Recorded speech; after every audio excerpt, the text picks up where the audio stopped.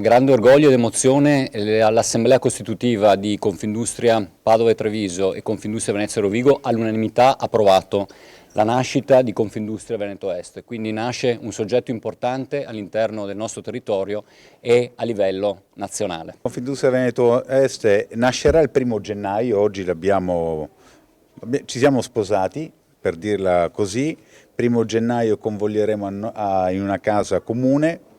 E nascono sfide importanti, nascono le sfide che riguardano il territorio, riguardano le nostre imprese, riguardano i nostri cittadini, riguarda un'idea di sviluppo.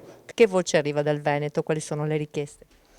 Una voce di lavorare in squadra, i tempi sono difficili, abbiamo bisogno di collaborazione, forte collaborazione, sicuramente i temi dell'energia rimangono ancora dei temi attuali, abbiamo le aziende che fanno ancora fatica a chiudere i contratti dell'energia e del gas, abbiamo sicuramente il tema del cuneo fiscale, noi chiediamo fortemente un cuneo fiscale che deve essere tagliato del 5%, abbiamo il cuneo fiscale più alto dei paesi OCSE, quindi c'è bisogno di tagliare il cuneo fiscale di 5 punti. C'è bisogno di lavorare molto, e qua riguarda il Veneto, sulle infrastrutture, quindi speriamo che i soldi del PNRR vengano investiti bene anche qui localmente sulle infrastrutture di cui abbiamo bisogno sia per uscire dal nostro territorio per le merci e per le persone, sia internamente per il nostro territorio. Vi do un dato: 226 miliardi il PNRR da restituire in 30 anni, 250 miliardi contratti come debito del sistema produttivo italiano da restituire in 5-8 anni.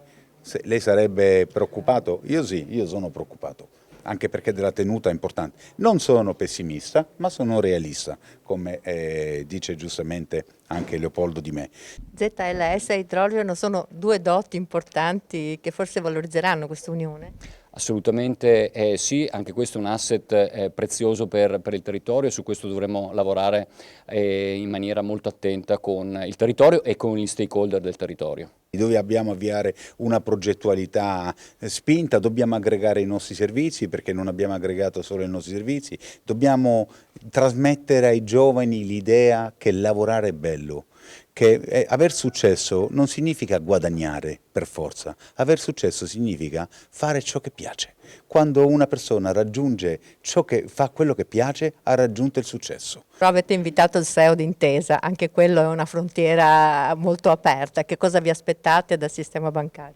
Guardate, in questo momento io penso che bisogna giocare in sistema. Noi abbiamo già aperto un tavolo comune con tutto il sistema finanziario, chiaramente Intesa è leader in questo territorio e quindi c'è bisogno di supporto finanziario sia per far fronte al tema dell'energia e del gas, che purtroppo assorbe cassa alle aziende, ma sia per portare avanti gli investimenti. Questo territorio non si può fermare, deve continuare ad investire anche in momenti complicati come questo, quindi la parte finanziaria è importante, abbiamo bisogno di averla con noi. E perciò dal punto di vista produttivo, considerando che le filiere si stanno accorciando e ci sarà una fase di reshoring importante, aziende che torneranno a investire qui, dobbiamo investire sull'energia, dobbiamo sburocratizzare questo paese, bisogna avere fiducia, l'imprenditore non bisogna definirlo un eroe, ma una persona normale.